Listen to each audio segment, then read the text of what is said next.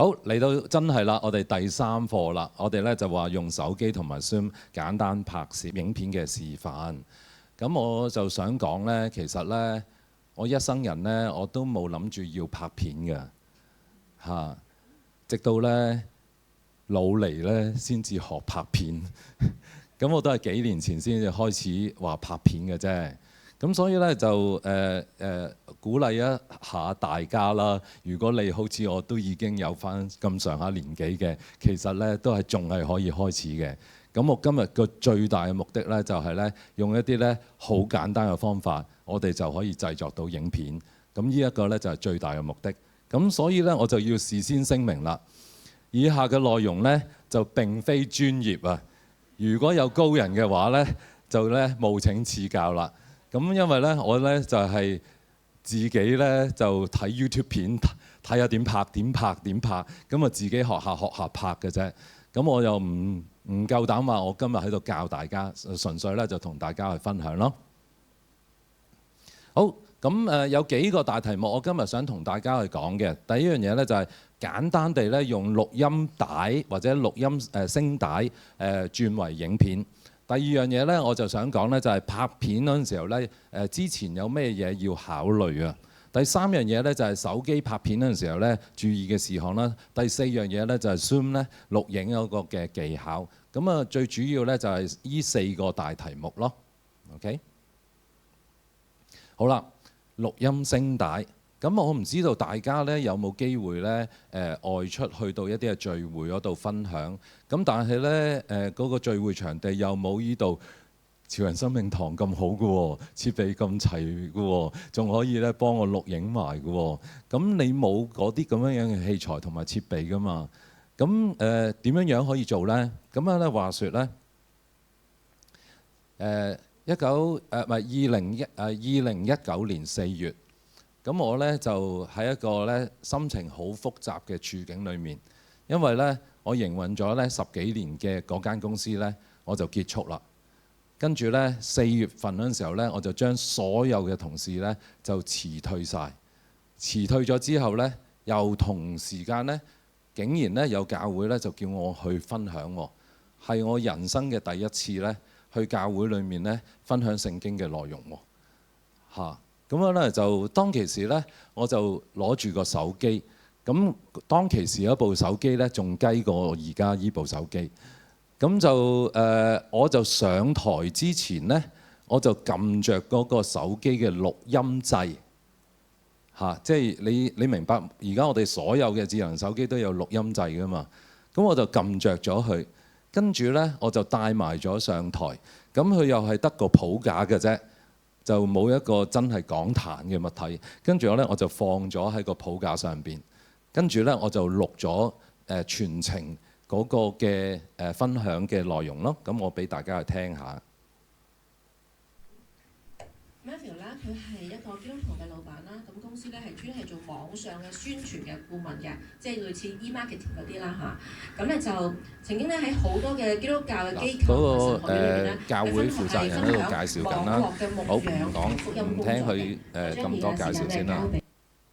哦，繼續 play 下先啦。叫 Matthew 啦，咁樣咧就感謝神今日咧可以俾我同大家喺呢度咧一齊去敬拜。好，跟住咧，我如果繼續落去嗰陣時候咧，我就冇花巧嘢嘅啫。我基本上咧，你要幻想當其時淨係得聲音㗎咋，冇畫面㗎。咁我就咁啊，如果你咧諗深一層咧，雅各咧嘅出生咧，佢都出生係一個幾嗱，繼續飛啊！我唔長。正60歲。原來咧雅各咧出世嗰陣時候咧，就已經嗱。即係我全程咧就係講大約半個鐘頭35分鐘到啦。戴德生咧嚇咁樣咧就去分享經文啦、講見證啦，同埋咧就去傳遞信息啦。咁我就只不過錄咗條聲帶嘅啫，乜畫面都冇。咁我咧其實咧就返到屋企之後咧，我就將條聲帶就加落去個 PowerPoint 度，跟住咧就變做咧一個嘅video 咯，跟住咧我就將佢咧上載落去個 YouTube channel 度咯，就係大家而家睇到嘅呢一樣嘢啦。咁我就想同大家咧嗱，我唔詳中國內地會分享呢個啊。咁我就想咧同大家第一樣嘢咧分享嘅咧就係點樣咧將 PowerPoint 嘅 slide 咧 show 咧就轉為咧呢一個嘅MP4。MP4 基本上咧就係有個 video 嘅制式咯。咁我而家咧就簡單講解下先啦。首先咧我就借用咗呢個五色報導嘅架構咧，就同大家去示範呢一個嘅製作 MP4 嗰個流程啦。咁我而家咧就有5張 slide， 5種顏色，綠色、黑色、紅色、白色同埋所謂嘅金色啦。我呢度顯示出嚟。咁樣咧就五色報導法，跟住我每一張咧都有個簡單嘅描述啦。跟住咧我就撳個 slide show 嗰個掣，即係大家見到咧依度咧有個record 嗰個掣啊，即係 record 嚇咁個掣 record 我嗰個掣。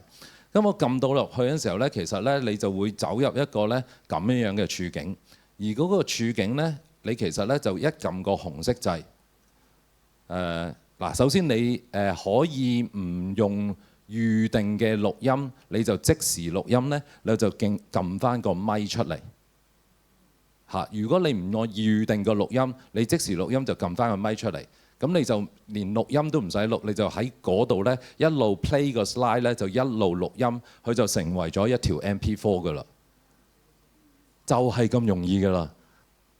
係啦，咁其實咧，如果咧你要咧開埋個 webcam 咧，睇埋自己個樣咧，佢就會依度有個圓圈咧出你自己個樣噶啦嚇。咁樣咧，你全程錄咧就畫中畫就可以講解咧 PowerPoint 錄成咧 MP4。咁你嗰啲嘅主日學教材啊、講道啊，全部咧就係咁簡單，就已經可以錄製噶啦。咁啊，當你錄製完嗰陣時候咧，你就撳一個掣叫做 export， 即係咧你嗰個叫做錄完晒啦 end 嗰陣時候咧咁你咧就撳 export。咁 export 嗰陣時候咧，基本上咧一 export 嗰陣時候咧就會走入去另外個畫面嗰度。個畫面咧就會問翻你個 file name， 咁你咪隨便俾一個靚名俾佢咯。跟住咧你就撳 export 呢個 video。咁樣咧，一撳 export 個 video 嗰陣時候咧，其實咧佢咧就會去到呢一個位置，咁佢可能碌一陣啦，咁就睇下你究竟有幾長氣啦。咁如果唔係太長氣咧，就唔會好耐嘅啫。咁你咧就已經可以 view 嗰個 video，咁就已經錄完㗎啦，就落咗去你嗰個嘅 PC 嗰度。咁你攞嚟上載去 YouTube 咧，咁即時就已經用得着㗎啦。你上載 YouTube 嗰陣時候咧，你就只不過去翻自己個 YouTube channel。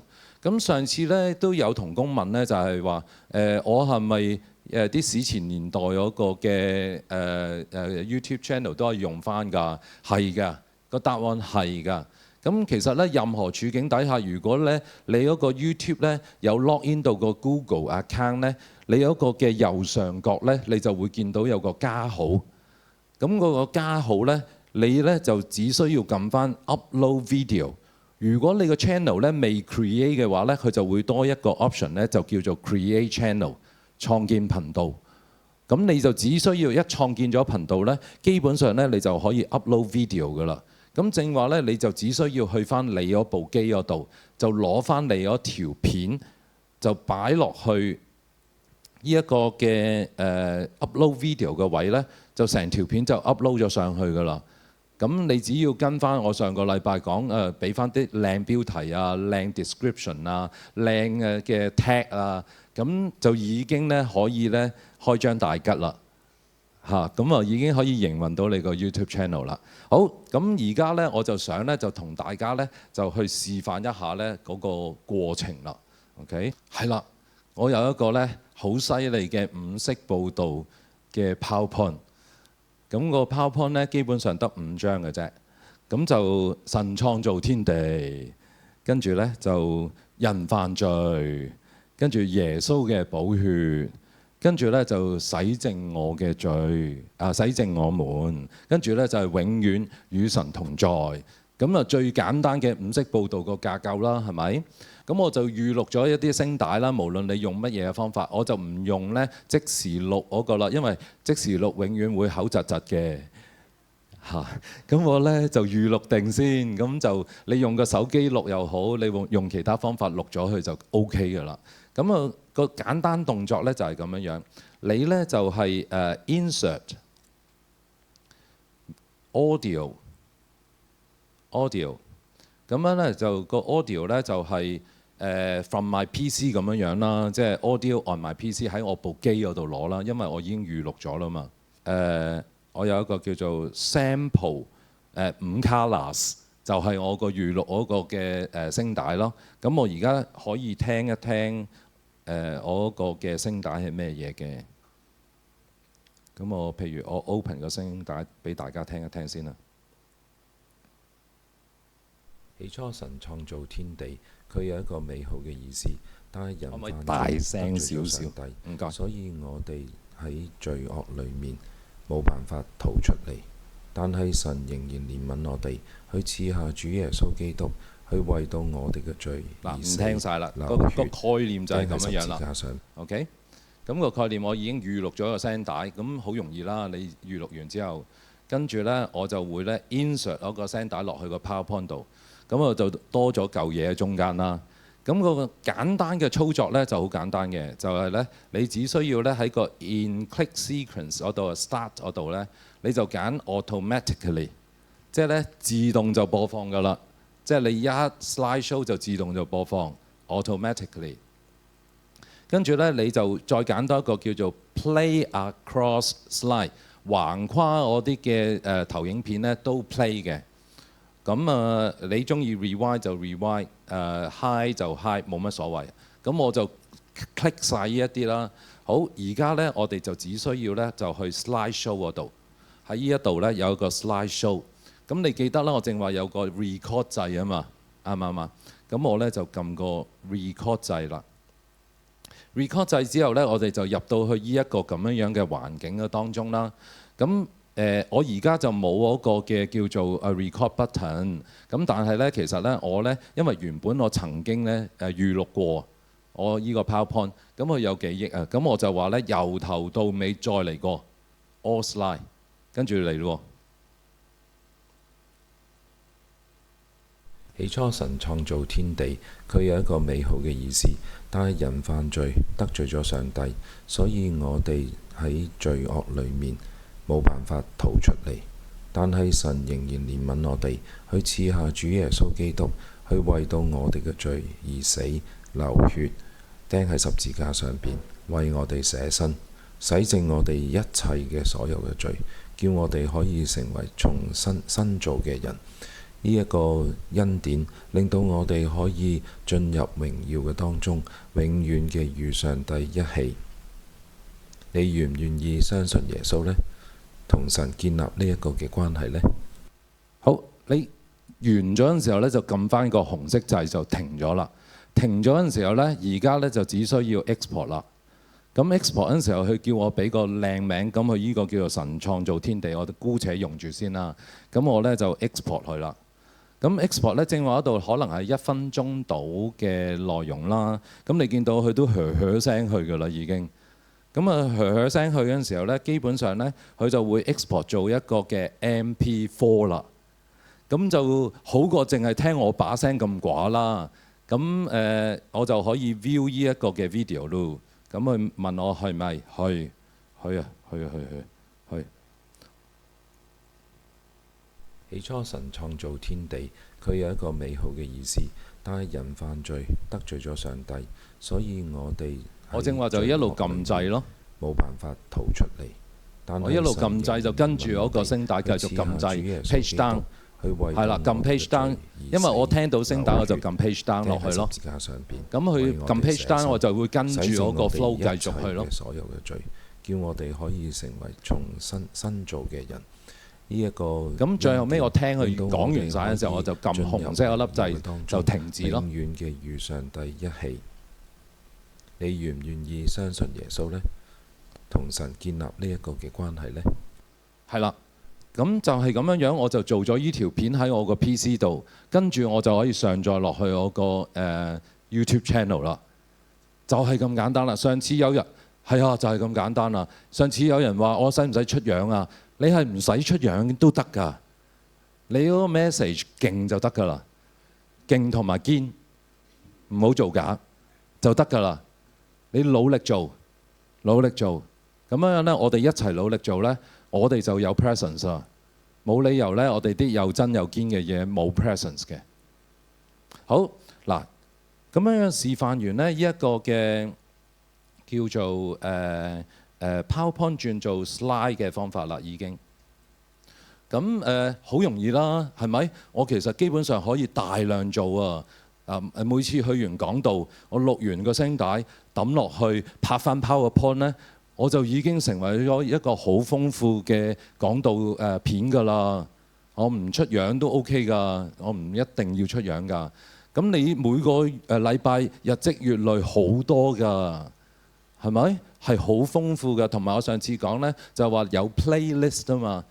YouTube 度你咪話傳道書就傳道書，詩篇就詩篇，跟住箴言就箴言，創世記就創世記，係咁用個 playlist 咧製造呢啲咁嘅內容出嚟咯。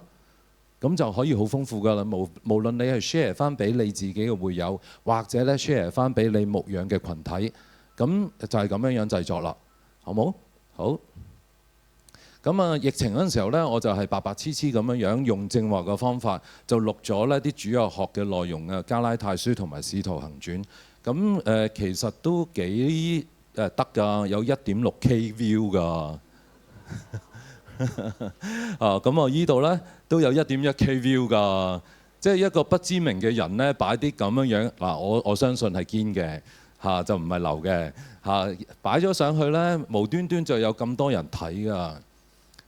嗱，如果你翻去我上次咧提到嗰啲機構呢，啲 view 數呢就真係好好反省啊，係咪？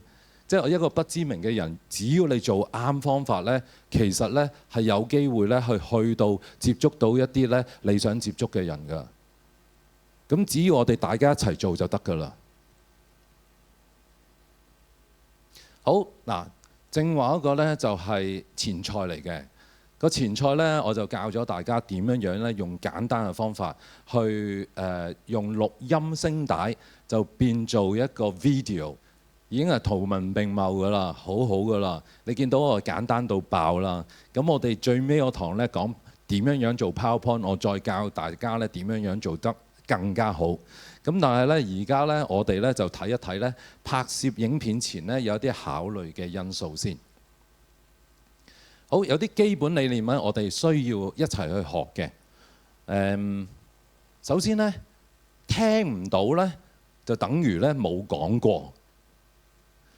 咁啊，正話呢，我聽唔到，咁我就叫同工幫我撳翻高俾大家聽啦。簡單嚟講，你錄音呢，最理想呢，就喺-6dB 同埋-18dB。咁你唔需要理解究竟係咩意思。總之呢，我哋下一堂我哋再講剪片嗰陣時候呢，我就會同大家呢就再講呢點樣樣呢去到依個音域啦。咁好多時候呢，我發覺我哋啲片呢太細聲啊，聽唔到呢，睇嘅人呢基本上呢就係冇心機繼續睇落去嘅。咁所以呢，就算睇唔到你嘅樣，聽聲呢係最緊要嘅。特別咧，正話嗰啲3個鐘頭嗰啲嘅清談節目咧，基本上啲人都唔睇樣噶啦，因為咧成個過程都係得2個人喺度對話啫嘛，有乜好睇啫？咁樣咧，其實咧就當 podcast 咁樣樣去聽咯。咁所以咧，聽到聲咧係成功嘅第一步。咁啊，所以咧任何處境咧，你調校嗰個音域咧就最好係-6到-18dB 依個音域，就唔好超過依個音域啦。超過咗呢，又會太大聲又或者咧太細聲。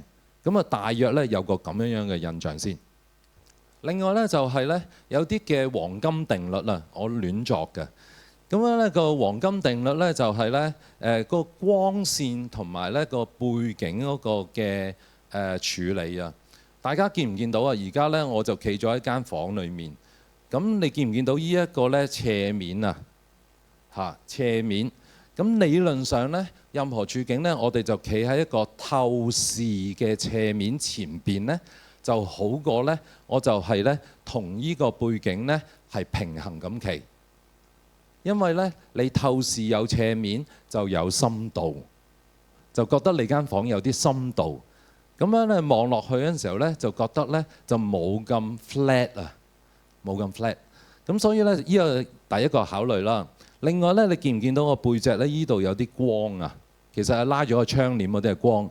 咁因為我背脊有光呢，我嗰個嘅人嗰個嘅 outline 呢就睇得好清楚啦。因為我自己係深色，佢又係光，所以呢成個 outline 呢就睇得清楚啦。咁你又考慮下啦。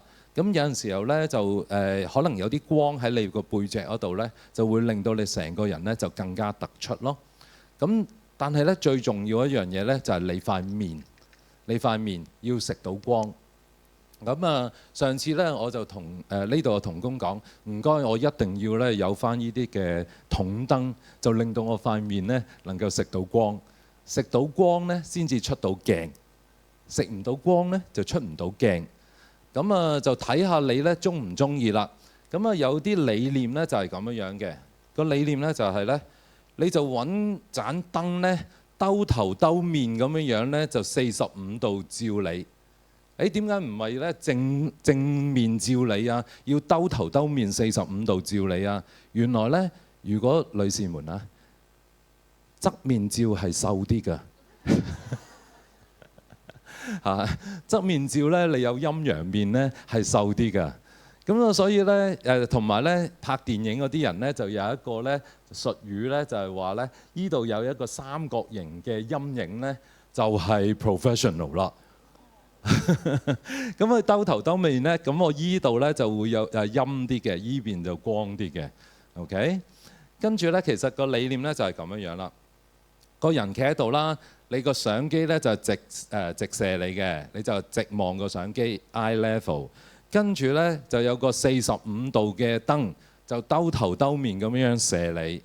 跟住呢，就如果咧你側邊呢覺得咧你另外一邊太黑，你要補光嘅，咁你就可能再 set 多眼燈嚟去補下光咯。咁最後尾呢，就我正話講背脊有啲燈呢，就會令到你嗰個人嗰個嘅輪廓唔係輪廓喎，呢個叫做身影啦，就更加清晰啦。咁個理念就係咁樣啦，不過你需唔需要跟足呢？就另外一回事啦。咁但係呢，兜頭兜面45度嗰樣嘢呢，就叫做值得參考。咁你話我如果我冇燈，我點算啊？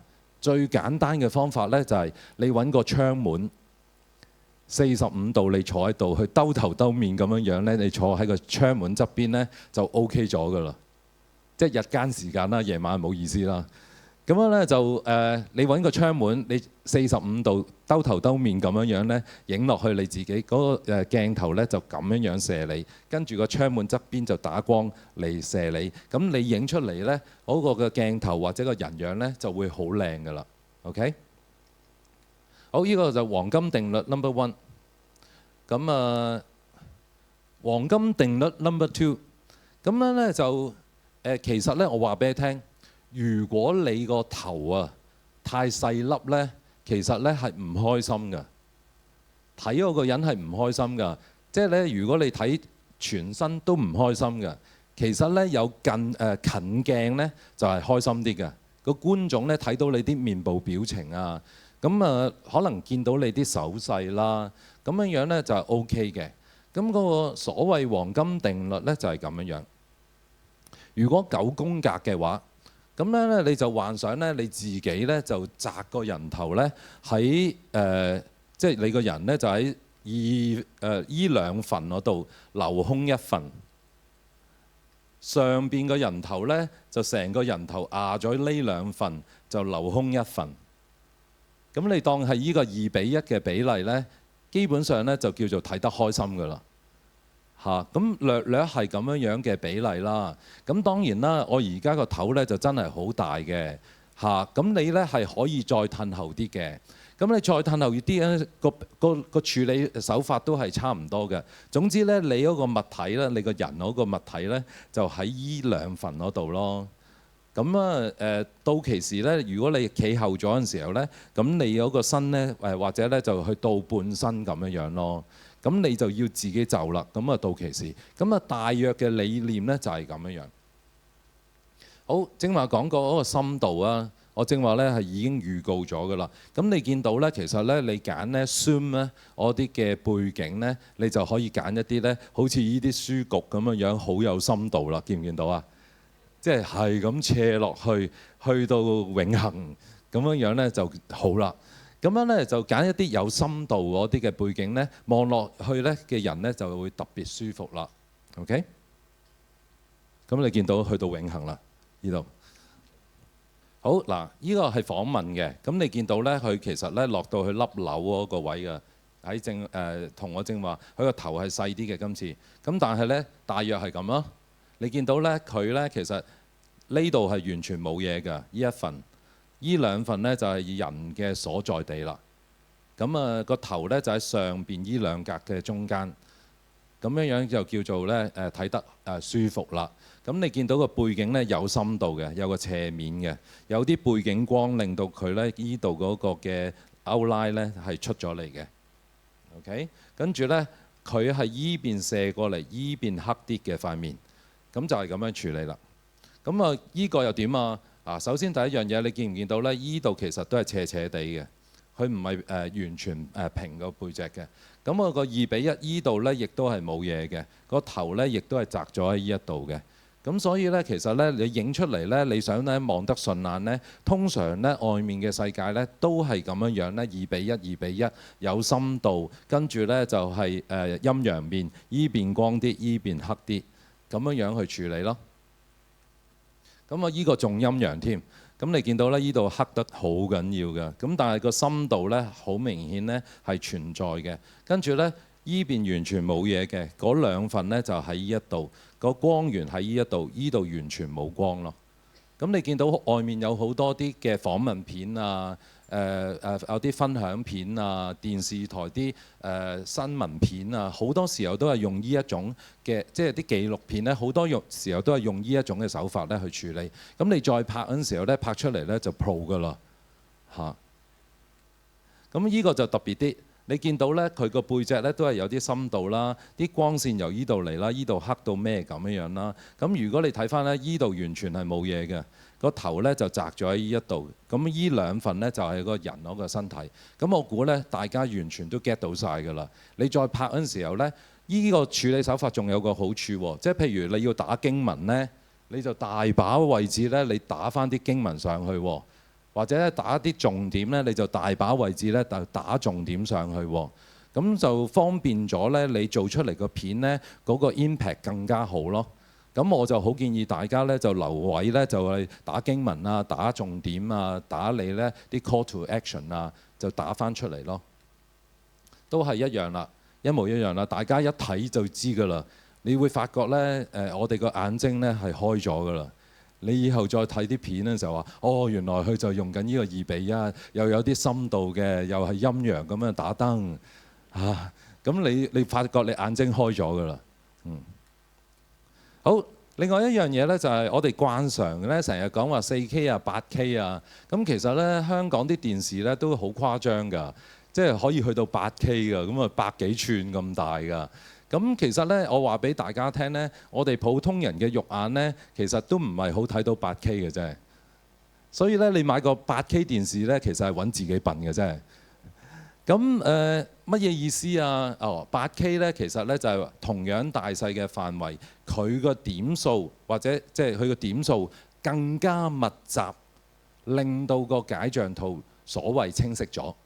咁所以呢個話Full HD 啦，1920，呢個叫做咧Ultra HD 啦，就係3840。咁其實咧你就見到呢度叫做咧清晰好多，呢個咧就朦朦地，因為個點數咧係高好多嘅，即係多啲點數嘅。呢個點數咧係疏好多嘅，所以咧就叫做清晰啲咯。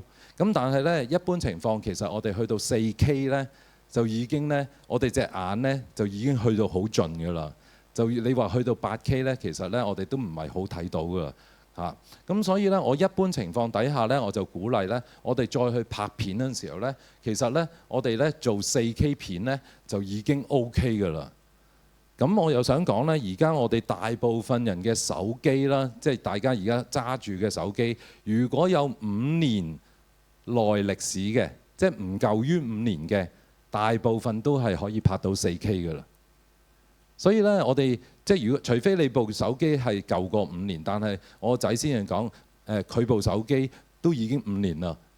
咁佢嗰部都係 4K 㗎啦。其實咧6、7年前已經咧開始推 4K 嘅手機㗎啦。咁如果你部手機係講緊依幾年買嘅咧，一般都有4K 嗰個嘅質素㗎啦。咁所以你拍片嗰陣時候咧，你就一定可以用到 4K 咯。而 4K 嘅演繹咧，只不過咧就係打橫嗰啲嘅點數咧，佢有3840點，咁佢就 round up 咗就叫做4咯。嚇，咁如果1920嘅咧 round up 咗嘅就係2咯。原來就係咁容易嘅啫，即係你唔好俾人哋考起你啊！即係咧 4K 咪即係4000點咯，2K 咪即係2000點咯。咁啊，只不過咧佢哋就係 round up 咗咧，就變咗做叫做2K 或者叫做4K咯，就係咁簡單啦。8K 即係幾多點啊？打橫8000點咯，就係咁簡單啦。咁呢啲咧。即係你考我梗係唔識答啦。但係如果咁簡單嘅，我梗係識答啦，係咪 ？OK， 咁所以咧，一般情況，如果我哋拍到嘅今時今日咧，我哋咪拍 4K 咯。揾手機拍嗰陣時候，但係佢嗰個解像度高，個 size 咧又會比較大，個儲存量咧又會霸佔你個手機多啲。咁通常我拍完之後咧，就過翻去電腦或者過翻落去個 hard disk 嗰度，就等我部機唔好咁容易爆咯。好啦 ，webcam 又點啦 ？webcam 咧其實傳統我哋依啲電腦啲 webcam 咧係好渣嘅，咁好渣嘅。所以咧，如果你要開 Zoom 啊、開 Teams 啊、開 Google Meet 啊，最好咧就揾一個外置嘅 webcam。咁啲外置嘅 webcam 咧，我就建議咧，你最少咧就買2K。我就唔係好建議買 4K。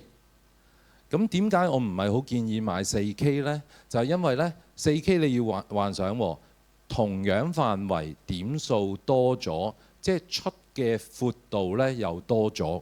咁我如果用個 4K 嘅 webcam 呢，我咁近距離之際呢，我個人頭就係會好細粒㗎啦。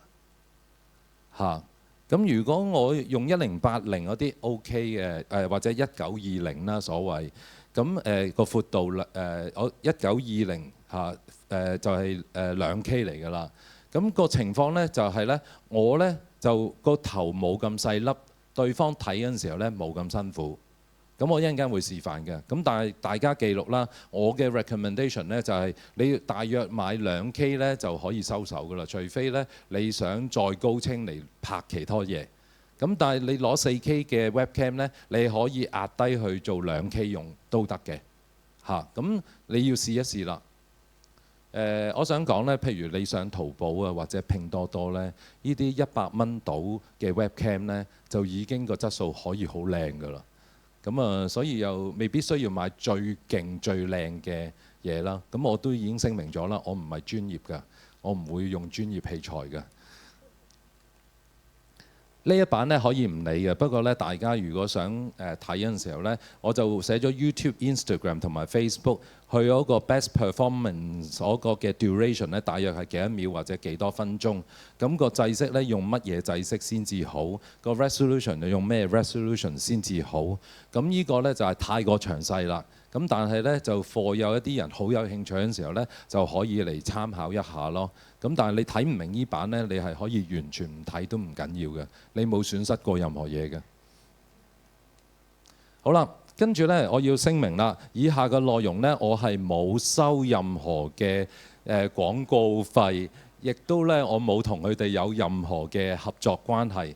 但係咧，我覺得咧，我哋係好難上網決定買乜嘢嘅器材去幫助我哋自己嘅。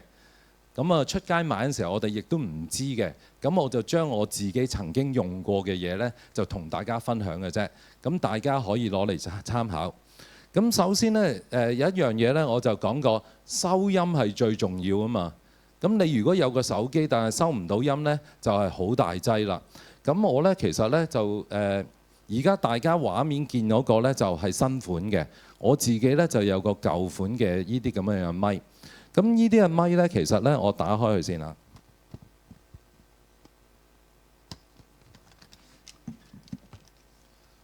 佢咧就有3粒嘢。咁所謂一拖二，即係話咧，我可以插一個接收器落去我個手機度，跟住我就可以拍訪問片。即係話咧，我可以同人哋對答訪問啦。咁我咧一粒咧就插喺自己件衫嗰度，另外一粒咧就插喺對方件衫嗰度。咁我就已經可以拍訪問片啦。咁至於個接收器咧，其實咧就好簡單啦。個接收器得咁大粒嘅啫，好細粒。咁佢有個 USB-C 嘅插頭，或者咧，如果你用 iPhone，你仲係用緊咧佢舊款嗰個 Lightning 嘅話咧，你咧就要買一個 Lightning 版本嘅插頭。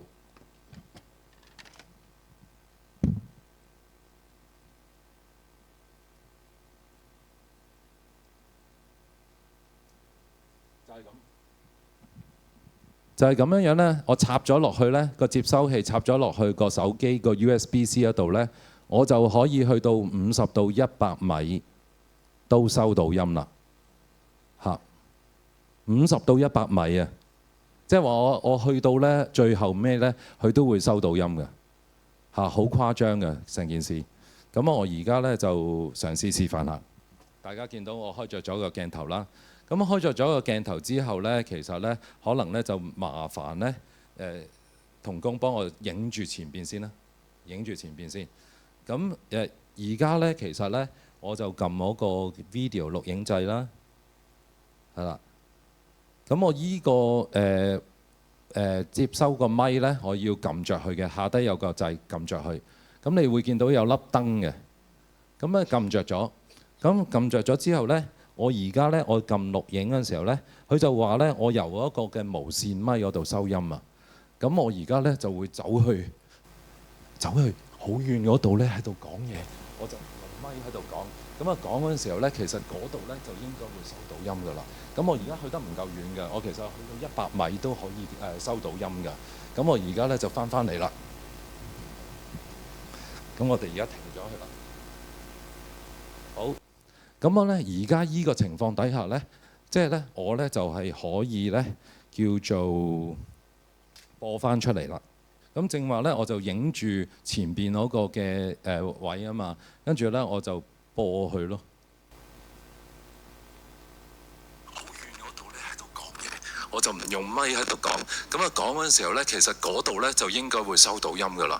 咁我而家去得唔夠遠㗎，我其實去到100米都可以收到音㗎。咁我而家咧就翻嚟啦。啊，大家明白嗎？即係話咧，即係唔係藍牙接嘅？佢互相之間咧，佢有個 radio frequency 咧去發射，唔需要藍牙㗎。你去到咧冇網絡嘅地方都做到㗎。咁你就只需要咧，而家依個咧就係新版本咯。依個係新版本，佢咧就係再細粒啲。我正話嗰個咧，其實已經係好細粒㗎啦。咁佢而家咧就再細粒啲，跟住咧就你基本上係單對單。我試過喺尖沙咀嗰個水池嗰度咧，好嘈㗎嘛啲水聲，佢都可以咧完全咧擴噪，即係擴噪音。收晒我把聲，水池好細聲。咁你如果你要拍啲見證片啊，又要行啲外景啊，咁樣咧就係好方便啊。咁嗱，俾大家睇下要幾多錢啊？唔係廣告啊，純粹等大家有個認知咋。149蚊。我話俾你聽。即係依個仲未必係最平添，依個仲未必係最平添。149蚊就搞掂咗㗎啦，同埋嗰個嘅音響效果，我唔係專業啊嘛，收晒貨啦。要插電去 USB-C 插電嘅啫，插好快嘅，插電咧一插咗就用4-5個鐘頭㗎啦嚇，所以咧你3個鐘頭嘅講座咧都會頂得順嘅嚇。好，跟住咧就另外一個嗱，譬如你話我唔需要做咁複雜嘢嘅，咁我就要愛個領呔夾嘅咪就夾喺件衫嗰度。咁你見到有好多啲 YouTuber 啲 KOL 咧，大個咪咧兜頭兜面咁樣講嘢咧。譬如你唔中意咧，其實咧你就可以用呢個方法啦，就用一個咧領呔夾嘅咁樣嘅咪，佢就唔係無線㗎啦，佢就係1對1嘅啫，就你自己講嘢嘅啫。咁平時我喺屋企開會啊、開 Zoom 啊或者網上會議啊、網上 training 咧，我就係用呢個咪㗎啦。咁好簡單，佢個咪咧有成咧應該有6米咁長嘅線㗎。咁所以咧，你其實咧去到好遠咧，都可以咧叫做接收到咯。你見到條線咧長到癲嘅，我而家咧就翹埋咗，所以咧你要做好遠嘅訪問啊、講嘢啊都得咯。你個手機你想幾遠啊，行嚟行去都得咯。咁又係俾大家去睇下啦，幾多錢呢？84蚊。咁啊，84蚊就已經可以買到一個6米8米長嘅一個嘅咪咯。咁呢個我唔示範啦。咁但係咧就個插頭咧係有啲咧，我哋3.5mm 以前咧電話最普遍嗰種耳筒插頭。即係而家嘅電話咧，你USB-C 咧，你就要換個 adapter 咯。你加個 adapter 咧，即係插翻去最舊款嗰種咧，佢就用到㗎啦。咁嗰啲 adapter 周圍都買到㗎啦，基本上。咁呢一樣嘢咧就可以幫助我哋咧收音嗰陣時候清楚晒咧，聽嘅人又舒服，佢又冇噪音。有陣時候你控制唔到你屋企有幾嘈㗎嚇，你開着個冷氣都可以好嘈㗎。咁啊，所以咧你又可以聽嘅人又舒服，又聽唔到咁多噪音，聽得舒服啲嗰陣時候咧，佢又覺得你啲片嘅質素咧又高咗咯。好啦，補光啊嘛，咁樣咧，我唔係叫大家做網紅，我要叫大家咧就係做好啲質素嘅片。咁我咧自己咧就未必係一個圓圈燈嗰個嘅 fans 嚟嘅，我未必係嘅，因為咧圓圈燈咧佢其實咧即係嗰啲光咧就太圓圈啦，咁就唔夠平均啊。咁但係咧，我想講咧，如果你真係買嗰陣時候咧，就呢個係12寸嘅，即係呢個12寸，我就建議大家咧就狼死啲買18寸，因為咧如果你當係45度射落去你塊面嗰度咧，12寸係唔夠力射落去你塊面度嘅，咁所以咧你就買個18寸。咁18寸嗰陣時候咧，其實咧你就可能咧就連埋個腳架，又或者咧你唔用腳架咧，其實咧你就可以類似呢啲咁樣3腳8爪魚腳架咯。咁你其實咧應該咧扭翻上去咧就可以坐喺台面用㗎啦嚇。咁呢啲就可以有啲可以校顏色添嘅。咁基本上咧呢啲圓圈燈咧全部都係 USB 嘅啫。咁個 USB 咧，其實你插翻落去你部機嘅 USB， 或者咧你隨便揾個尿袋。我平時嘅操作就係咁樣操作咯。咁就我建議係大盞啲，跟住咧你因為佢咧可以校光暗㗎，即係大盞嘅佢有幾粒光暗掣咧係可以校光暗啊。如果你嫌太光咧，你有得校啊嘛。但係如果咧呢個12寸嗰陣時候咧太暗咧，你冇得再校光啲啦。咁所以咧佢又可以轉顏色添。咁所以咧就補光，我就覺得係咁樣樣咯。好，跟住咧就另外一啲咧就係呢一啲嗱，我話背脊要發光啊嘛。咁背脊要發光咧就係呢啲咁樣樣嘅，同樣地呢啲係補光燈啦。我睇下今次插唔插得着先。今次得喎，好似。嗱，你睇下咁啊佢咧其實咧，哇！你想你個背景幾精彩有幾精彩啊？跟住咧光啲暗啲唔同顏色咧，你見到個封面嗰度咧，正話嗰個叫做我個 PowerPoint 上邊咧所有顏色都會出得到嘅，係啊。咁我想講咧，呢啲咧又係睇下幾多錢先。188蚊，貴貴地。不過為咗要製造一個靚啲嘅效果，我哋有多啲唔同顏色嘅背景，咁我哋呢就只需要買一盞燈呢就可以配合到啦。如果我哋用手機拍攝嗰陣時候呢，其實呢就最好呢有啲自拍神棍。咁我啲自拍神棍呢，就最好呢就係可以三叉腳開嘅。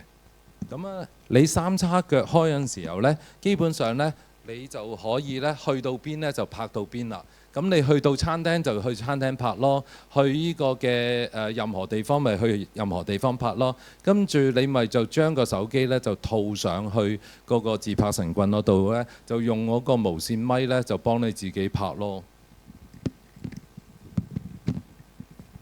咁你幻想呢，其實呢，我好多時候呢，我就自己對住自己咁樣呢，就開始呢，就可以同佢喺度對講，喺度就拍咯。咁你去到任何景，咁啊個背景幾嘈都唔緊要啦。咁你就可以有個好靚嘅環境喺你個背脊嗰度呢，你基本上呢，就已經可以呢，拍到好靚嘅片㗎啦。咁你就可以呢，心情咁樣去表白啦。咁啊，我就覺得呢啲自拍神棍係好好嘅，因為呢，佢呢又可以好高㗎嘛。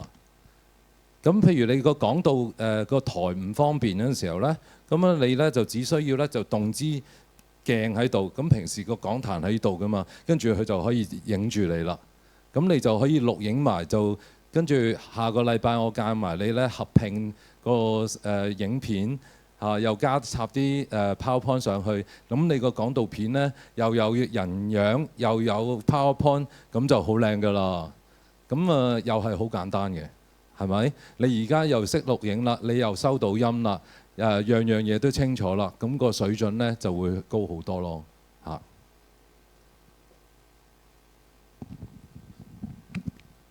咁我依個咧有燈嘅，不過啲燈係冇用嘅。你話我個12寸嘅我都 complain 話唔夠光啦，呢啲嘅更加唔會有夠光啦。咁啊有啲神棍呢，就自拍神棍就高啲嘅，咁有啲呢就矮啲嘅。咁我呢一支呢，正話示範嗰支呢，就冇咁高嘅，咁呢一支呢，就高啲嘅。你一拍埋你睇個高度呢，就唔同晒啦。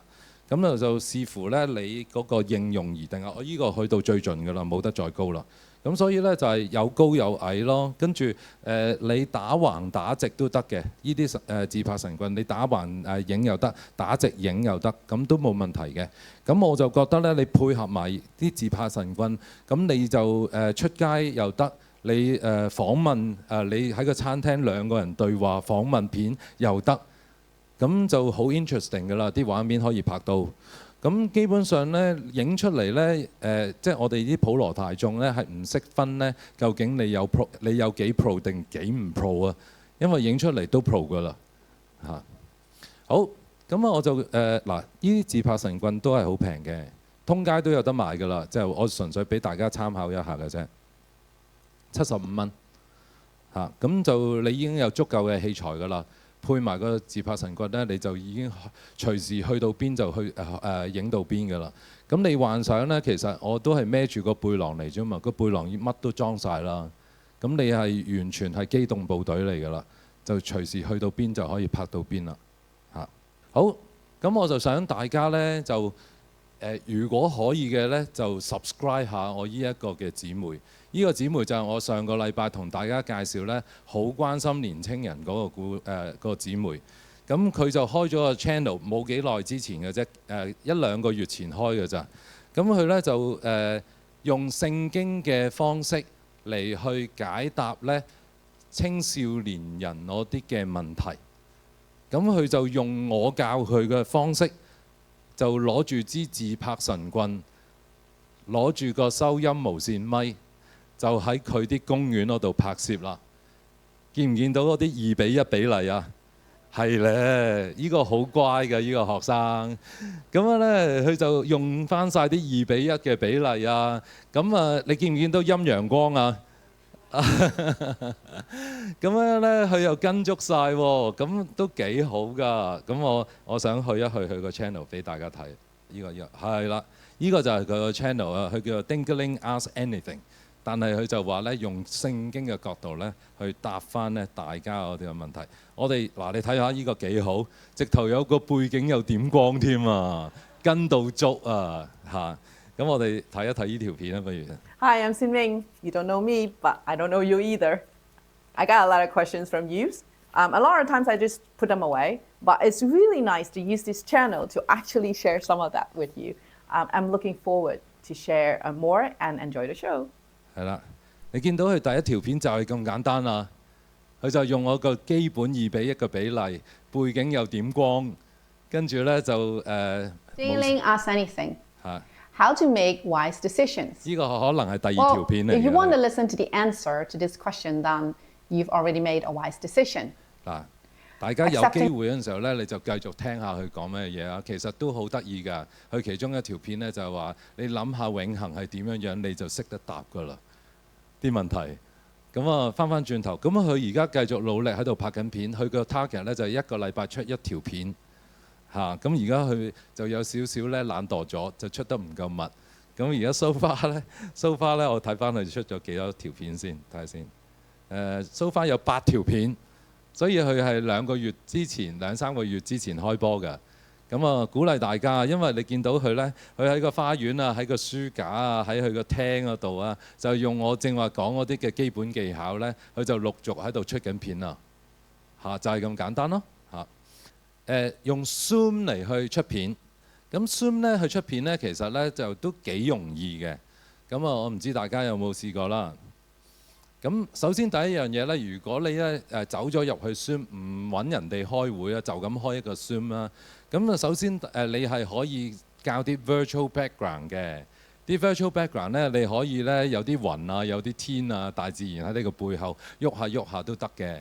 跟住咧你就可以咧講嘢㗎啦。咁啊，正話咧，我同咧啲同工喺度分享嘅時候咧，我正話嗰個嘅無線咪咧係 USB-C 啊嘛。咁我哋部分嗰啲電腦咧都有 USB-C 嘅插頭，所以連我哋部電腦都可以用得到嘅。嚇，咁我哋直插嗰個接收器落去你個 USB-C 嗰度咧，你就可以直接咧就用正話個無線咪㗎啦，都得嘅。咁我自己就慣常用有線嗰個咯。咁嗰個就唔需要搞咁多嘢，又唔需要叉電。直插就即用咯。好，咁樣咧就佢有一個 record 嘅功能，即係錄影嘅功能啦。咁啊一錄影嘅時候咧，咁佢就會開波啦。跟住臨尾咧，你其實咧乜都唔理，撳個 N 掣咧，佢其實咧就完成咗個錄影㗎啦。你講乜佢就錄乜㗎啦。咁啊講乜錄乜之際咧，咁其實咧去到佢就你離開咗個 Zoom 咧，佢就會自動咧就 convert 嗰個 meeting 咧就變做 MP4 㗎啦。咁樣咧，你攞住個 MP4 咧就可以上載落去 YouTube 㗎啦。咁所以咧，你話我話俾你聽咧，我間中都會選擇用 Zoom 嚟去錄我自己啲片㗎，因為有美顏功能啊。咁樣咧就精神啲㗎嚇，咁樣咧就慳翻你唔需要咧去執自己個樣啊嘛嚇。咁 anyway 啦，咁你嗰個嘅recording 咧，你出咗嚟嗰陣時候有咗個 MP4，咁基本上你就可以上載落去你嗰個嘅 YouTube channel 啦。咁啊，今次就仲豐富添。如果你用埋個 PowerPoint 作為個 background，咁你就可以咧更加咧 interactive 啦。咁你去翻你部電腦嗰度揾翻個 file 就可以上載落去你個 YouTube 啦。咁嗱，如果你睇過我舊年嗰個2024嗰啲嘅教學片呢，你就會發覺呢，我個人頭呢就成日呢就擲咗喺側邊呢一度，跟住呢，我個主畫面呢就喺依度側邊嘅。咁個做法係點樣做呢？就我都係用 Zoom 嚟錄嘅。即係我 real time 我開個 Zoom 嗰個嘅 meeting， 跟住呢我就撳咗個 record 掣，我先至開始我每次嗰個嘅教授。咁我就用 Zoom 錄嘅。錄嗰陣時候呢，我就要做成咁樣嘅動作呢，我哋就要去翻呢 Zoom 嗰個 setting 嗰個版面裏面，佢有一個叫 recording 嗰個嘅選項。Zoom 嗰個 setting 嘅版面裏面有個 recording 嘅選項，佢側邊呢有一個叫做 record video during screen sharing。即係話咧，佢要錄埋你個樣啊，咁你咧就可以 place video next to the share screen in the recording。即係話咧將個樣咧就放咗喺咧正話依度側邊，就唔係 overlap。因為有陣時候我哋啲 PowerPoint 咧總係咧有啲嘢喺依一度會俾我哋自己個樣阻住晒啊嘛。咁我又唔想阻住晒嘅時候咧，我就要喺依個選項嗰度咧就揀翻 Place video next to the share screen in the recording。咁我咧就可以咧做到正話你見到我個樣擺埋一邊嘅效果嘅錄影啦。咁譬如你覺得你啲教學片個 PowerPoint 唔想重新編排過，我太多內容喺裡面嗰陣時候呢，咁你就用呢個選項呢，你就可以將你自己個畫中畫撥埋一邊，就唔好阻住晒啦。咁呢個呢，就係我平時錄啲教學片嗰個嘅方法咯。咁我錄完之後又係上咗落去嘅 YouTube video， 有機會嘅時候呢，就公諸同好啦，就係咁樣樣去處理。好。跟住咧，我又想介紹一個 channel。呢個 channel 咧就係我另外一個嘅弟兄喺英國教會嘅另外一個弟兄，佢就開咗個 channel 咧，就叫做胡說八道。佢姓胡嘅，咁樣咧佢就改咗佢。上次有人問使唔使用真名嘛，佢就冇用自己嘅名啦，佢就用咗胡說八道咧，就作為佢嗰個 channel 嘅名。咁我亦都係邀請大家，如果可以呢，亦都係支持下佢啦。佢本身係個中文老師嚟嘅，咁佢除咗講中文之外呢，佢聽完講道之後呢，佢又分享佢個聽完講道嘅心得喎。佢唔係個傳道人喎，佢純粹係一個信徒啫喎。咁佢就聽翻講道佢自己嘅心得，同埋呢，佢覺得有咩得着喎。咁佢又利用埋佢個 channel，又講中文，又講佢自己一個信仰歷程，我啲係領受。咁我又鼓勵大家咧，又 like 一 like 佢咯，subscribe 去支持下佢咯。咁我就俾一條佢嘅片俾你睇啦，係啦，佢叫胡嘉和，咁啊佢自己叫自己做嘉和老師嚇。咁譬如呢個睇一睇啊。其實咧，作者想畫嘅咧就係一條蛇吞咗象咁呢個意象。咁但係一個故事當然唔同啦。小王子所講嘅咧就係好多時間嗱。佢呢就用咗一個方法，就用 PowerPoint 作為背景，跟住呢，佢個 virtual background 就係個 PowerPoint。咁佢自己呢就坐咗喺屋企個廳嗰度，連錄背景都冇加到，就自己就食咗落去個 PowerPoint 裡面咯。咁我哋向前少少睇下，咁佢所有嘅 PowerPoint 呢，就預留咗依個位呢，就唔擺嘢啦，就一個咁樣嘅 L 字。調轉咗咁樣呢，嚟令到自己呢就唔會遮住嗰啲嘅內容咯。咁佢就喺度呢，就拉大個人頭喺度講嘢啦。咁呢，就呢，往往見到佢話遍體鱗傷，係好可憐，於是好心帶佢翻去救治啦。冇知好，佢成個過程所有片都係用 Zoom 嚟去錄影嘅，成個過程都係用 Zoom 嚟去錄。咁佢好叻啦，佢好乖，佢亦都好乖。佢聽我講。最少要錄100條片，佢先至可以慢慢成熟。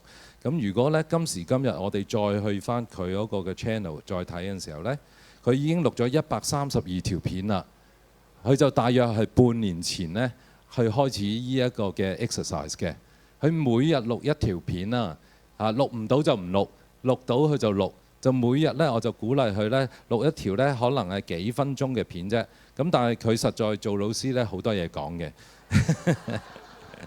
咁佢有時乖啲啦，3分鐘啦，有時咧都要7-8分鐘到10分鐘啊。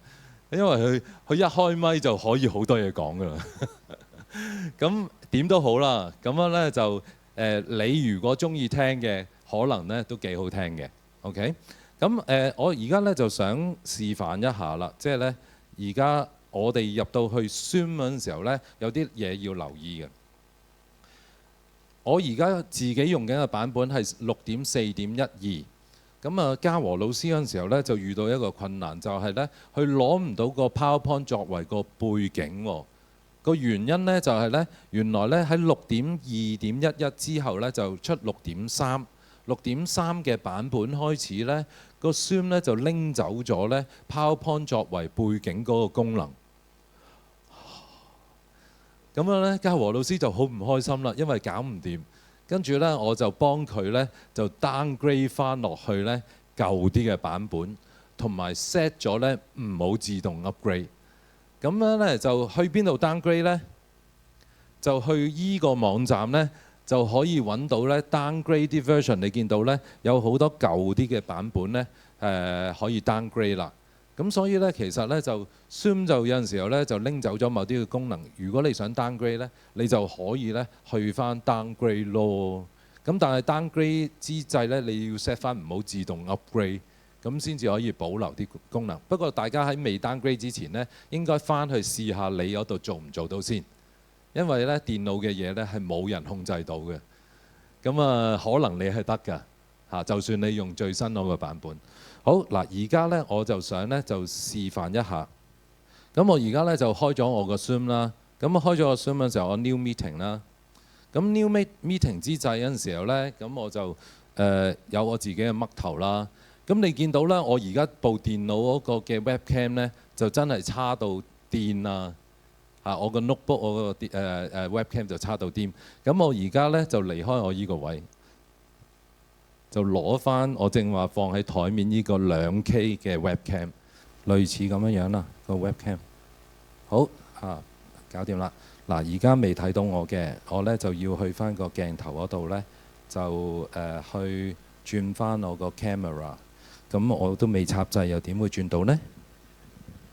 咁我而家插咗，插咗啦，佢自動已經 detect 到啦。咁 detect 到呢，你見到我而家個樣好少少，但係呢，個光線呢，因為太多白光啊，令到我塊面唔係幾好。咁我額頭依度有光嘅，因為依度呢有個光。咁如果我呢依度有個光呢射翻我呢，咁我就可以滿足到我個嘅功能啦。咁我而家呢就用嗰個 virtual background。咁喺錄影嘅時候呢，就記住眼望鏡頭。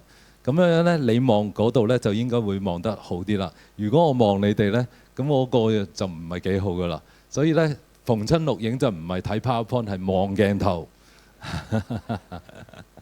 咁樣呢，就我哋好多時候都係中意望自己，就唔係望鏡頭喎。嗱，望自己就係咁樣樣，望鏡頭就係咁樣樣，你就見到個眼神唔同晒㗎。咁啊，記住望鏡頭就唔係望自己。你錄手機嗰陣時候都係手機錄影咧，都係望鏡頭，唔好望自己。記住你係同緊鏡裡面嘅人講嘢，就唔係同緊自己講嘢。好，咁啊首先呢，而家我最簡單嘅方法呢，我就係撳個錄影掣。你見到呢嗰度有一個錄影掣，我一撳錄影掣呢，基本上我就話 record to 個 computer。無論你有冇俾錢呢，你都可以做呢個動作㗎。咁我一 record 嗰陣時候呢。Recording in progress。咁我就開始講嘢呢，佢就會錄影。錄影嗰陣時候呢，講完嘢呢，基本上呢，我就已經係可以停咗去。Recording stopped。跟住呢，我一撳交叉嘅時候呢，佢就會呢，我離開呢一度呢，佢就會自動呢，就會彈個版面出嚟。係啦，彈個版面出嚟呢，佢就會將我正話條片呢，就 convert 做一個嘅 MP4。跟住呢，佢就會自動開咗嗰個 folder。跟住我如果撳翻個 video，咁佢就應該會開咗我正。咁我就開始講嘢呢，佢就會錄影。錄影嗰陣時候呢，講完嘢呢，基本上呢，我就已經係可以停。係咯，就係咁簡單，你又錄到條好嘅片㗎啦，可以 edit 㗎。我哋下個星期就會講 edit 啦，嚇。我哋下個禮拜就講 edit 啦，但係呢，我想講呢，喺 YouTube 嘅 channel 嗰度呢，剪前、剪後、剪中間呢，都可以直接 edit 嘅喺 YouTube 嘅 channel 嗰度。咁我哋下個禮拜講嚇。咁但係你只要剪前、剪後就搞掂咗啦。我啲蝦碌嘢、撳掣嘢，咁我剪短咗少少，我就已經出街啦。我都唔使執咁多嘢啦嘛。好，跟住我哋繼續翻嚟。咁我哋呢，就撳呢一個。嗱，正話呢，我就係直接錄影啦。我有個靚 background 啦，我依個 background 我成日用啦。我因為教書啊嘛，咁我好似個班房裏面又有少少透視啊嘛，又有少少個 backlight 啊嘛。雖然個 backlight 係照唔到我個背脊嘅，咁但係呢就可以扮假狗呢，好似呢，有好多人同我開會嗰陣時候，你個 office 咁靚嘅。其實係個 virtual background 嚟㗎咋。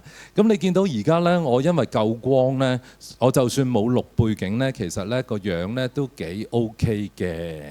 咁所以咧就我間中都會做呢個動作。咁如果我咧要做一個叫做share PowerPoint 做背景，咁我就撳啦 PowerPoint as background。咁我咧就揀翻喺進階嗰度 Advanced 嗰度，咁樣咧就有一個叫做 PowerPoint as background。咁我就 double click 入去。咁佢就會問我咧攞翻個 PowerPoint 作為 background 嘅。譬如咧，我攞翻我哋上個禮拜嗰個第2堂作為我個 background 先啦。咁你見到咧，佢就好巴閉啦，佢就已經將我成個人咧已經 crop 咗做咧喺個 background 嘅前邊啦。咁但係因為咧要喺嗰個 PowerPoint 佢要撈出嚟啊嘛。咁呢個係我上個禮拜個 background 嚟㗎。咁而家咧其實我個人樣咧，如果你中意自己大啲呢，你係可以誇張地大㗎。咁你誇張地大嘅時候呢，你就可以呢同嗰個嘅 PowerPoint 呢就有直接嘅對話㗎啦。咁啊直接對話就好似呢，你喺酒店嗰度喺個大銀幕之前呢度做演講咁樣都得㗎啦。咁樣呢就跟住呢，其實你呢一度呢，你其實呢係可以下一版㗎嘛，即係下一版、下一版、下一版。下一版、下一版咁樣啫嘛。咁你其實個動作就只不過我哋就係撳翻正話個 record 掣咯。咁我撳個 record 掣，跟住我哋咧就係record to this computer。Recording in progress. 好 ，YouTube 實在太緊要啦。我哋一定要咧好好咁樣利用 YouTube 啊，因為係世界咧 number 2嘅社交媒體啊，世界 number 1嘅咧呢個嘅視頻網站啊，所以我哋一定要咧好好用 YouTube 啊。阿嘉禾老師每次就係咁樣做啦，佢咧就係一 stop 咗就即刻跳出去，連剪都唔剪啊。係啊，嘉禾老師每日都唔剪片㗎。咁樣咧，佢就一錄完講完，即刻咧就跳出去變咗做 MP4，搞掂咗，上載去 YouTube， 打 title， 打 description， 跟住咧又係啦，開到嚟呢度。咁我哋開翻個 video。好 ，YouTube 實在太緊要啦，我哋一定要咧好好咁樣利用 YouTube 鏡頭，因為係世界咧 number 2嘅社交媒體啊。世界 number 1嘅咧呢個嘅視頻網站啊，所以我哋一定要咧好好用 YouTube 啊。係啦，就係咁樣咯。少少蝦碌啦，最尾嗰度撳掣唔緊要啦。我個 message 傳遞咗出去咪 OK 咯。跟住我哋去翻個 YouTube channel 嗰度剪走最尾嗰3秒，就要我上次講啊嘛，要殺佢一個咧來不及啊嘛。就要咧爭取咧佢嗰個最高嗰個嘅 viewing 嗰個嘅 percentage 啊嘛，係咪？就係咁樣做啦。咁啊，只要你啲燈光校翻好，個咪收音收得清楚，咁你條片就好精彩㗎啦。咁你個 channel 咧就可以好豐富，講乜都得㗎啦。好啦，而家最後15分鐘，我估我開放呢度咧，俾大家Q&A 啦，或者咧問問題，或者回應啦，或者咧有咩其他嘢你覺得相關嘅都可以隨便問，或者甚至乎即係上1、2次嗰啲嘅內容想問嘅，都歡迎大家去問咯。係 Matthew， 我想問一問咧，頭先 Zoom 錄影嗰個手機做唔做到㗎？做到㗎。即係我唔使用電腦，隨時都㗎。OK 㗎，一模一樣㗎。即係只不過你 share PowerPoint 咧嗰個咧，你就可能辛苦啲，未必咁容易。Matthew 唔該晒。如果我想話咧，先頭所講嘅嘢變成字幕咁加落去咧，會唔會好難做咧？係咁啊！你正話呢個問題咧，其實上次有人問過。咁我咧就希望能夠下一次咧，我示範點樣咧，就係去認到我哋把廣東話聲變做書面語，免費咁出嚟嚇。咁下個禮拜我希望能夠咧可以把握到個時間咧示範俾大家。咁係得嘅，唔係好難嘅。係，仲有問題一陣間。我想問頭先你啱啱咧話廣東話變做書面語咧，我喺第二個場合咧，佢係用普通話譯翻文字係 O K 嘅。如果用廣東話，可能又講得快啲你咧就譯唔清楚嘅廣東話譯文字。係咪有啲功能可以調校？係啦，我用嗰個咧都 OK 嘅，即係以我啲廣東話都係成日有懶音嘅人咧，佢都認到嘅嚇咁樣咯。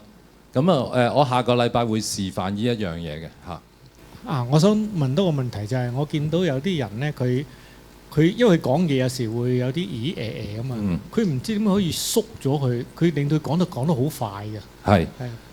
我唔知道佢用咩剪接工具啦。咁有啲咧坊間嘅剪接工具咧，佢可以咧認到你咦逢真咦就 highlight 曬，跟住剪咗佢嘅。我自己咧就係剪自己好辛苦嘅嚇，因為實在太多啦嚇。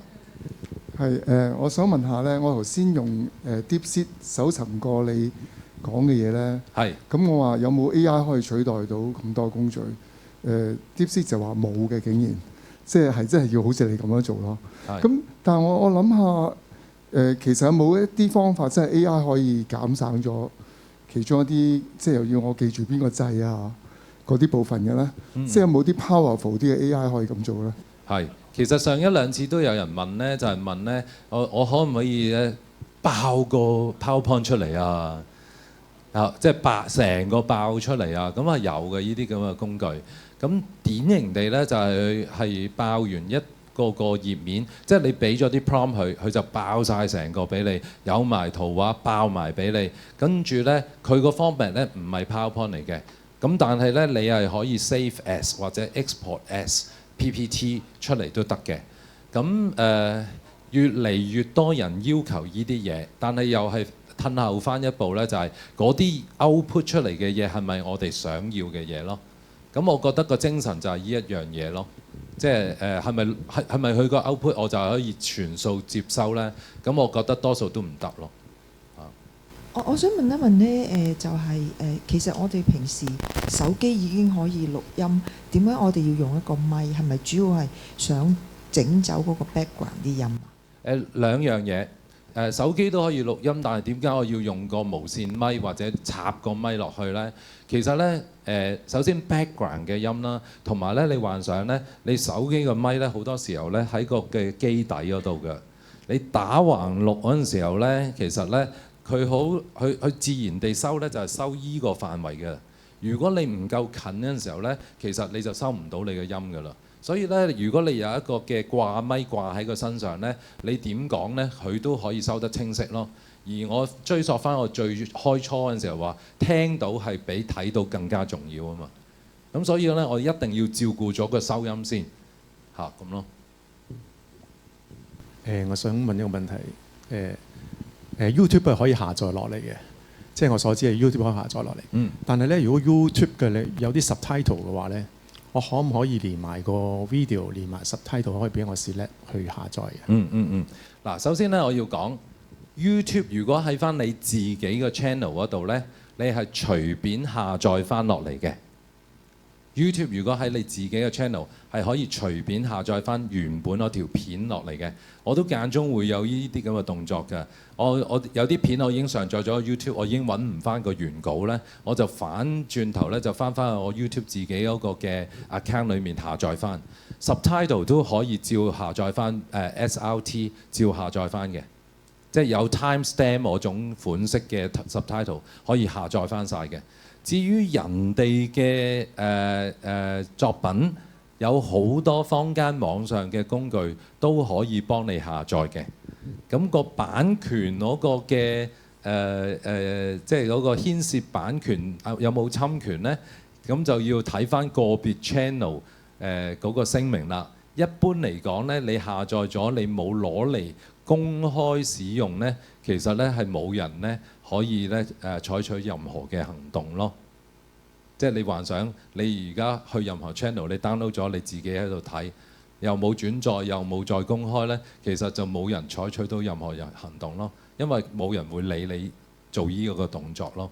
但係如果你又再公開嘅時候呢，咁就會牽涉到呢我個版權或者侵權嗰樣嘢。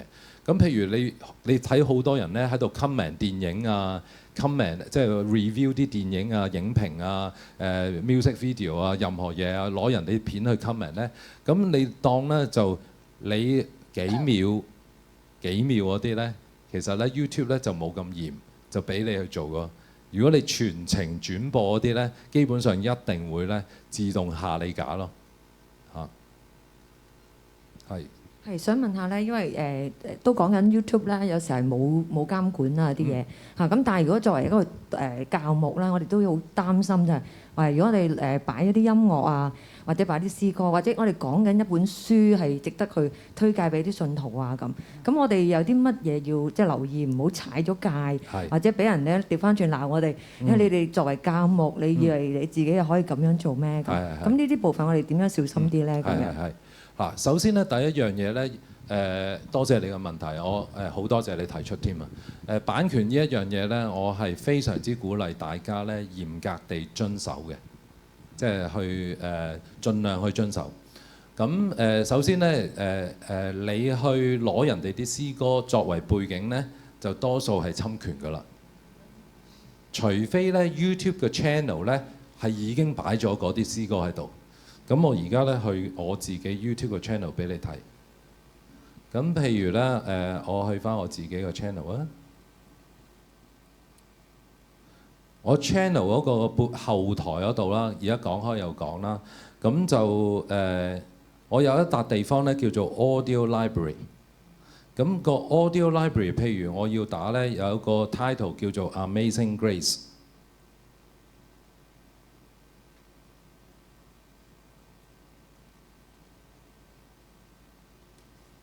咁你會見到 Amazing Grace 㗎，咁你 play 下睇下啊。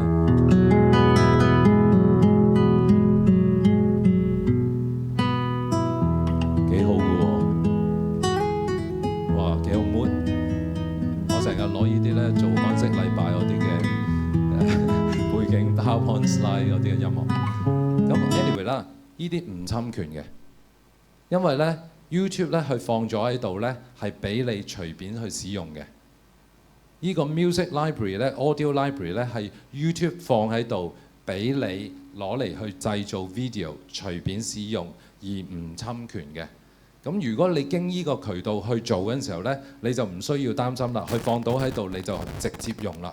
咁但係基督教嘅詩歌咧就好 limited 嘅，咁就要去翻其他嘅 sources， 你睇下有冇咧一啲嘅好啲嘅 sources 俾你可以唔侵權又攞到去用啦。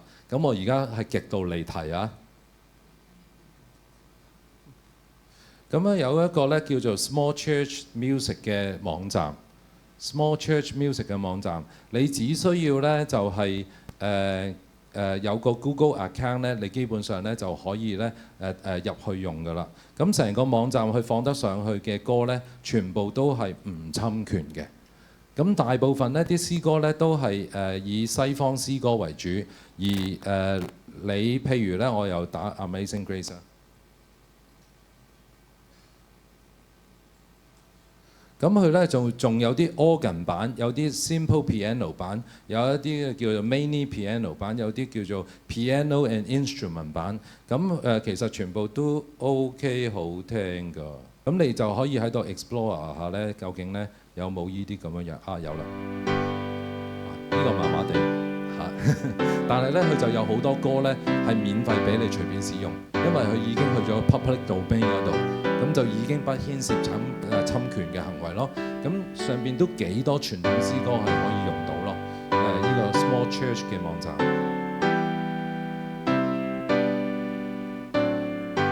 好，我正話講subtitle 嗰度 ，subtitle 嗰度咧就係我哋喺呢一度。